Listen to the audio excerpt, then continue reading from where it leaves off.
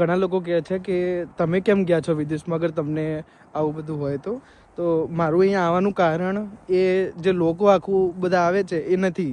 મારું આખું કારણ અલગ છે. ક્યારેક મને કહેવાનો મોકો કંઈક મોટા પ્રમાણમાં મળ્યો તો જ હું કહીશ, કેમ કે વાત એટલી જબરજસ્ત છે કે હલકામાં ના ઉડાવાય.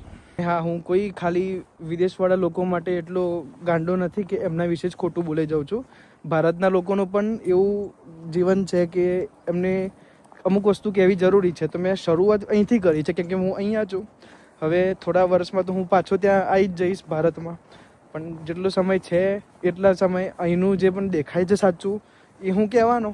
અમુક લોકો કહેતા હોય છે કે અગર તને આટલું બધું થતું હોય તો તું કેમ ત્યાં ગયો છે, પાછો આવી જા. તમે તારા મમ્મીના પેટમાંથી બહાર આવો ત્યારે તમને આજુબાજુ કંઈક ખોટું દેખાય તો શું મમ્મીના પેટમાં તમે પાછા જતા રહો છો?